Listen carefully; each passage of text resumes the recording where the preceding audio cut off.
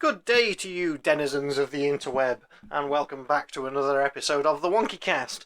On this week's show, I am chatting with author and games designer Mark Brendan. Now, for those of you that know Mark and I, you'll know that we've known each other for let's say, quite some time. Those of you who do know us will get that joke. Those of you who don't, I apologise. But you can always ask us, and we'll tell you how we know each other, and it'll be amusing. Well, it won't, but it is. But it isn't. Who knows? Check out the show notes for links to Mark's work and his recent novel. Apologies that there hasn't been a new WonkyCast for a while now. Unfortunately, we've been a little bit busy over summer. Hopefully we'll be back on track now and back on schedule with weekly podcasts from now on. Keep an eye out on the site as well. There's loads of new reviews of TV, etc. going up now as we're into the fall season of the TV schedule, and we're trying to cover something ridiculous, like about 20 shows that we're trying to cover this year in terms of reviewing. So go and have a look, check it out, and yeah, let us know what you think.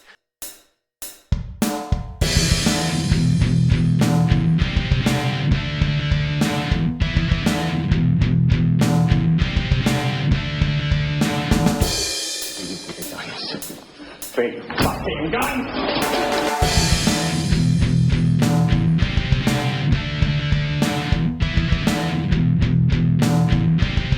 At some point during the conversation after I've said we're rolling. Oh yeah.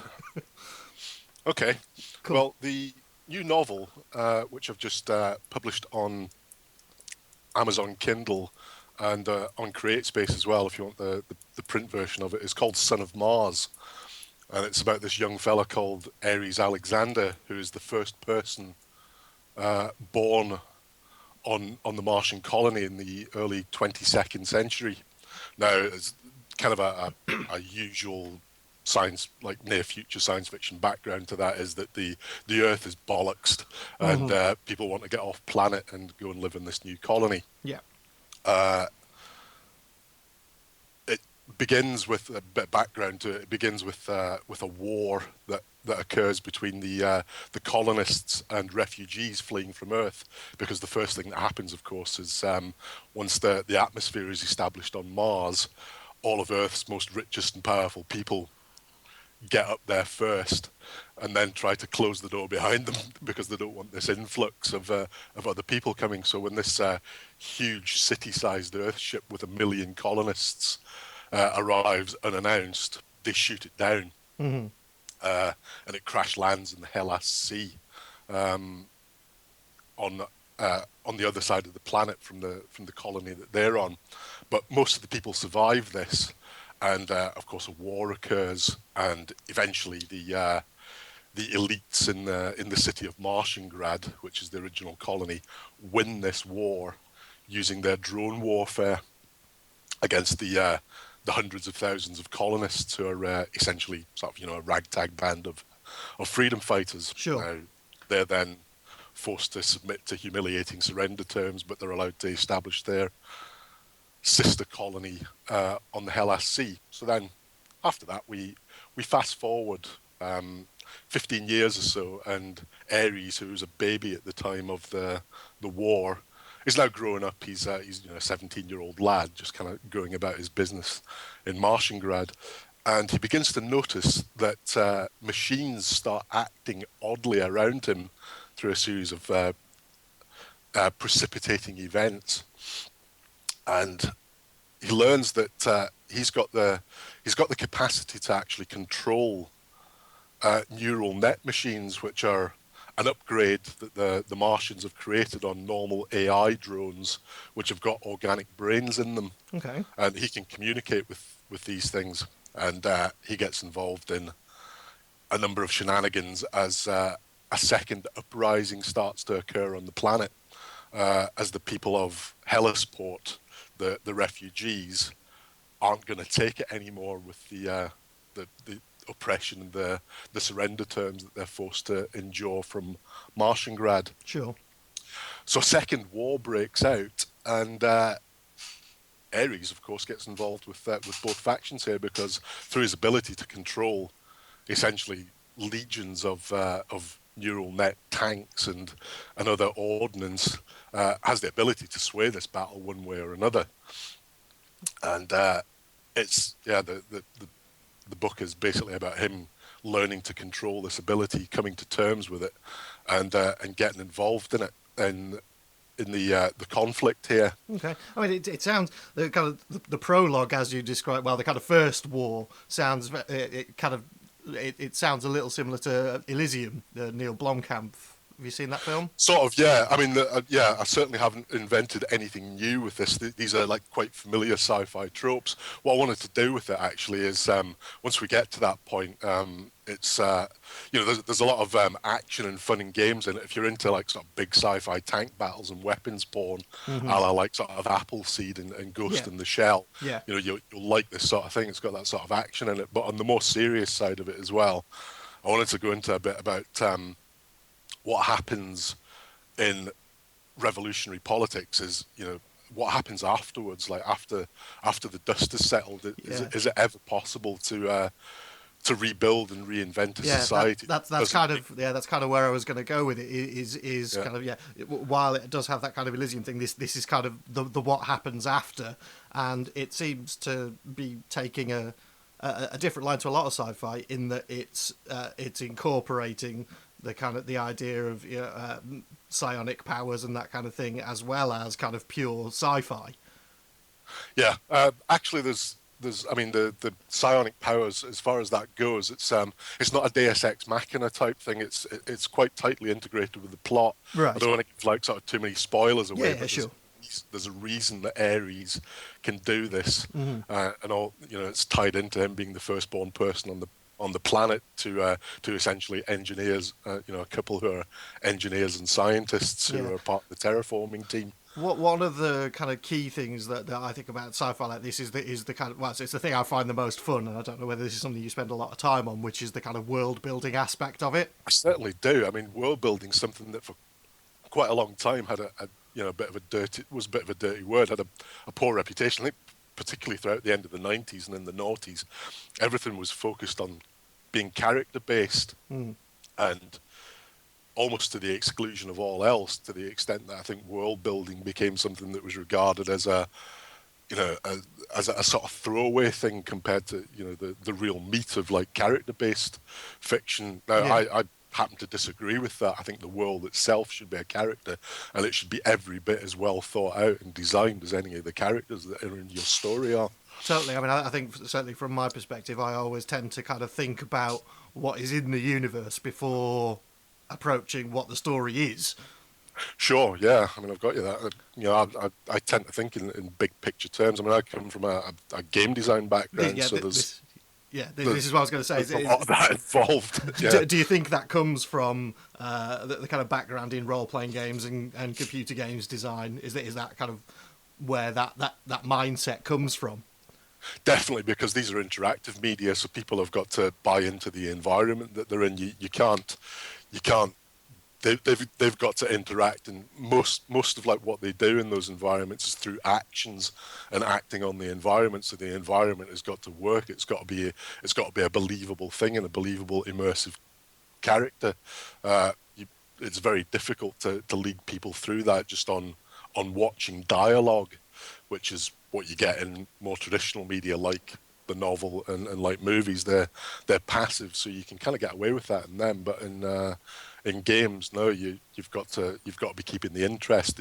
They've got to be able to explore and pick things up. Yeah. Can you talk a bit about some of the games that you have worked on?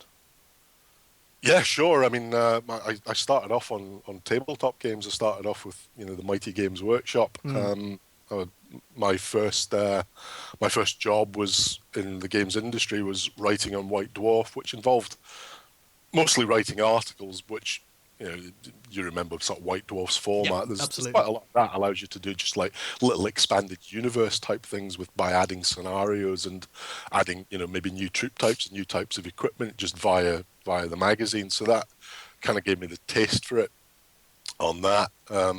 After that, I got a job as a full-time game designer at one of Games Workshop's rival companies. Sadly, no longer with us, Target Games. Right, yeah. So some of your listeners may remember games like Warzone and Chronopia, I'm those sort sure of they will. 28mm skirmish games. So I did a bit of stuff for them. It was mostly on the fiction side. Yeah, I've kind of done my other sort of full blown tabletop games that I did were Keltos and Void, which came from a company that arose from the ashes of Target called Icor. They're still around in some shape or form. Keltos is owned by a company called Brigade Miniatures nowadays, but they haven't done anything with it as far as I can see for a few years now. Yeah, I was going to say, do you still do much of the kind of tabletop gaming now, or have you? I do, yeah. The uh, the Void universe has spawned a few sequel games, spin-off games, Urban War and Metropolis, namely, which were brought out by Urban Mammoth, and there's a new company now who are called Myriad Miniatures, again involving some of the same key players from Target through Icor through Urban Mammoth to this, but bringing out a 6mm game set in that universe called Age of Tyrants. Sometime soon. We haven't got a set date for it, but yeah, I've done the game design on that. I've done the background for it, and at some point we'll be launching a Kickstarter. You can have a look at that on Facebook. If you just search for Age of Tyrants on Facebook, you'll find it. We can stick the links to it in the show notes that go out with this one, so people will have it there. Awesome. Yeah. Yeah, and there's the Myriad Miniatures forums as well. I posted a beta set of rules on those forums, where again, if people are interested, they can have a look and let us know what they think of them. Yeah. There's an opportunity to make tweaks based on feedback before we actually, get it all finished and the T's crossed and the I's dotted, and it goes to Kickstarter. I guess I think at the moment I've seen a bit of a resurgence in kind of tabletop gaming. Have you noted that at all? I certainly have, yeah. I mean, board games are much more popular than they used to be. Tabletop games have had a bit of a bounce on the back of that. Not as significant, I think, as the board games thing, but yeah, board games are really taking off. Yeah. Something I'm looking at myself. I want to do with the whole self-publishing thing. Print-on-demand services for board games are reaching a stage of maturity now where, for absolutely no upfront outlay except your own time, you can create your own board games and promote them yourself. So, I might take a look at that. It cuts out the whole sort of working with teams type idea, which it's the whole DIY thing. I mean, that again, as an approach to creating stuff, has become massively popular now. I had a guy on the show a couple of weeks ago from a band called Maybe She Will. Don't know if you've heard of them. They're a kind of post-rock instrumental band. And again, you have to fire me a link. I will do. Yeah, they very much go down the route of DIY, and quite a lot of people I've had on the show that either do stuff through Kickstarter or they've just kind of built it up on their own from a small thing and self-published, and then it's all grown up. So I think that there seems to be a lot more tools out there that allow people to do this now. There certainly are, and I think it seems to be the future. I mean, big publishers take note. I think they're going to have to up the game to deal with this DIY thing. Of course, there are pros and cons in weighing up whether you should go the DIY route. When I start with the Son of Mars novel, I had a contact in Penguin because of a previous job that I was in, where they got involved in doing the novelization of a game that I was working on.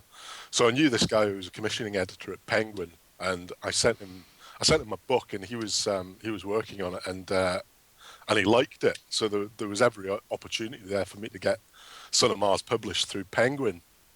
But in the end, it didn't happen, just through life happened, circumstances changed. He got another job and he left, and he passed it on to somebody else, and that was the last I ever heard of it. I sent emails sort of following it up. They never got answered. I left it for a couple of months, and then thought, well, it's not happening. And then I just thought, well, okay, I might as well just do this myself then. Yeah. And lo and behold, I kind of went and done it on Amazon. So yeah, the DIY thing, absolutely. If you're in a position where you can do it, The expect. I guess I was going to say, I think that it's a conversation I've had with quite a lot of people, is kind of, is there a place for the kind of big publishers versus the DIY? Because with the DIY, you end up with a lot of stuff out there, and being able to try and hone in on what is the good stuff becomes increasingly more difficult to try and separate it out. Yeah, that's where you've got to balance up your kind of pros and cons. What a big publisher will give you is obviously that massive increased publicity and distribution channels, but in return for that, they take such a slice of the action that you're left with hardly anything. And the other, with Amazon on Kindle, I get a 70% royalty. Compare that to a traditional publisher getting 8 to 10% royalty. However, having said that, I suppose the 70% of nothing, if you can't manage to promote it, is not as good as 8% of 100,000 sales. Absolutely. If you can get that. I suppose the last point that I would make on that is that it's become even more difficult now. Those tools that make it easier to put out stuff on your own with the DIY approach have also made it easier for anybody to create stuff to send it to publishers.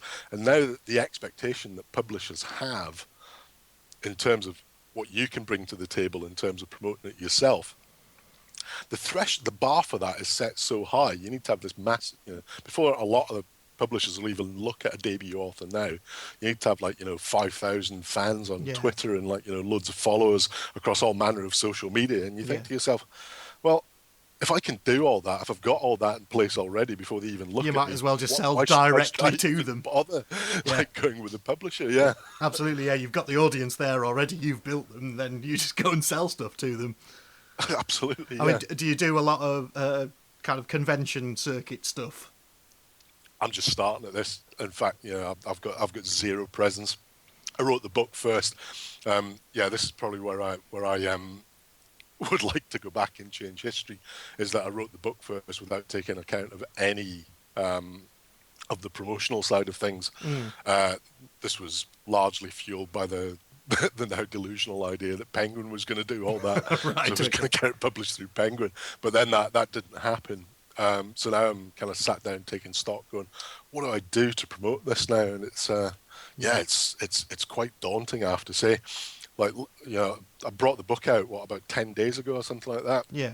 Last week I just spent somewhere in the region of about 3 or 4 days just solid looking through sort of Amazon review lists and trying to find blogs and review sites, and I've just made this big spreadsheet of email addresses and URLs of people I'm going to just try and contact to send out review copies and get reviews of it done. I suppose that's one of the main things, is getting it reviewed. Yeah. As for the convention circuit, haven't even looked at that yet, but it's inevitably something that I'm going to have to do to get the word out. Because there's, as you say, there are hundreds of thousands, if not millions, of other people doing this, self-published authors, and in order to stand out, you've got to put the grind in with the promotional side of it, as well as doing the work on actually writing the material. Absolutely, I find free cake helps.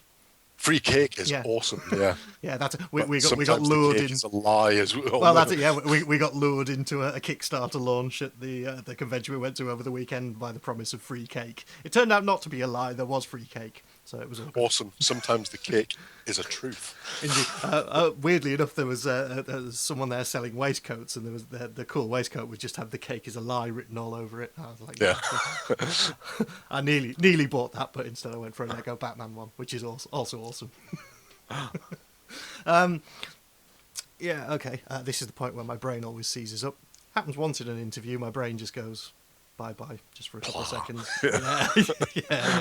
Just kind of going, what have we covered so far? Oh, we covered that. Back to kind of board game. Yeah, back to board games and stuff for a second. Sure. Have you come across this idea now of the board game cafe? Yeah, I've seen that. This seems to have grown out of. I used to see this around Nottingham when I lived there, is people going and playing games of Magic the Gathering and things like that in pub beer gardens and around pub tables, and at first it's quite novel to note that. Obviously, somebody's picked up on like sort of doing that and turned it into a sort of full blown thing. I suppose it's not dissimilar to like cyber cafes. No, indeed, yeah. They have, I mean, they have that culture quite a lot in the East, where all the esports are played in Korea and places like that. Yeah. Where people actually, rather than in the West, we have more of a culture of when we're playing online games, multiplayer, we sort of sit at our own PCs or consoles and do it on our own. Whereas in other cultures with more of that sort of cyber cafe culture, people will like sort of get together.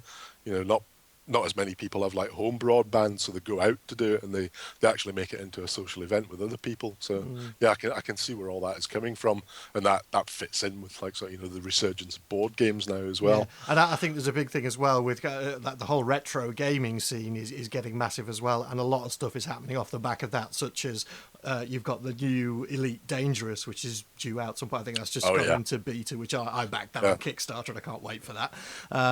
So have you been playing that? I've got a few friends on Facebook have been playing it. No, I didn't get the beta access. I just thought I'd wait for the full thing to come out. So I've got my Cobra Mark 2 all ready to go when it launches. Nice. I loved Elite. That was definitely a legendary formative game for me. Absolutely, yeah. I'm hoping to get David Braben on a show at some point in the future. Just going to try and make that work and have a chat with him about it. And then obviously stuff like that. And there's the I don't know if you've heard about this, the upcoming Fighting Fantasy Convention. I have actually, yeah. Actually, I've got I have an invite to that, like sort of still sat in my in my inbox, which I haven't responded to yet. The problem for me is like we're planning on moving back to Blighty. So we were planning on doing you're in, was it Belfast at the moment? Near Dublin, actually. Dublin, sorry. The other one. The other one, yeah. I knew it was somewhere over there. Yeah. We were planning on moving at the start of September, which would have segued nice with that Fighting Fantasy convention, because we hope to be in by then, but we still don't have a place sorted out yet. Right. So it's probably going to be it's probably looking like a no at the moment, but right. I still live in hope, so I've still left it unanswered at the moment. I shall represent for us because I'm going. Awesome. Yeah, because it's Jonathan Green, he's been on the shows before as well. He's the guy who's running it, who's done the kind of biography history of Fighting Fantasy. You Are the Hero. I've asked you this before, actually. Like, is this the same Jonathan Green who does stuff for the Black Library for Games Workshop? I don't know whether he does. I know he does like game books, and he's done stuff with like Moshi Monsters and Doctor Who and things like that. Yeah. And he writes. When I worked at Games Workshop, I submitted a couple of short stories to the Black Library, and they appeared in these like sort of anthology editions called Inferno. And there was a Jonathan Green who's an author who had some stuff published at the same time. Just wondering if it was the same guy. It's entirely possible. I shall ask him next time I see him, sir. Yeah. Well, I don't know. Do you still actually play role-playing games at all anymore? Or... Pen and paper RPGs, no. I play a lot of...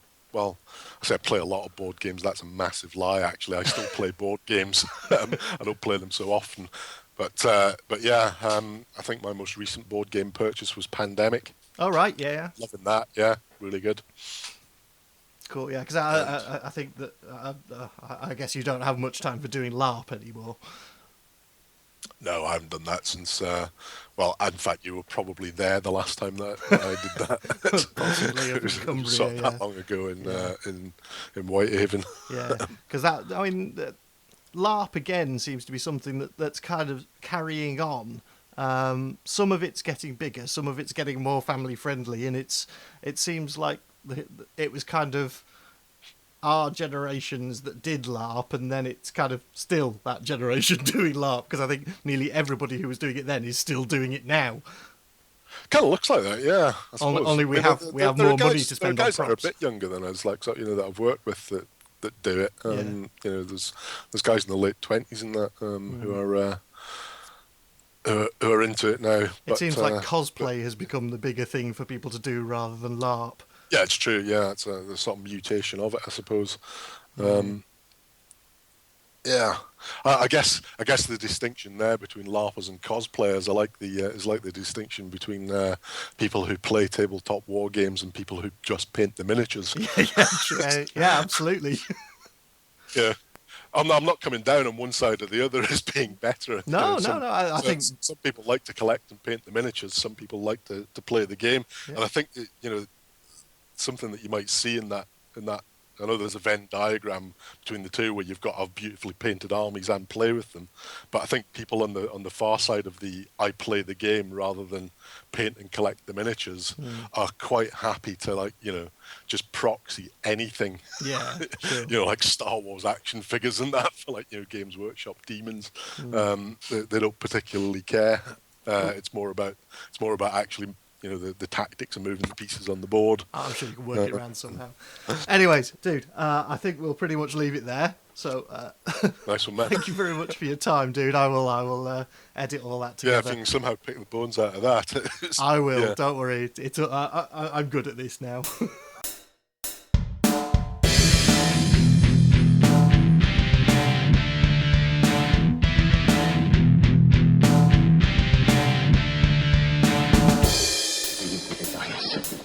Big fucking gun.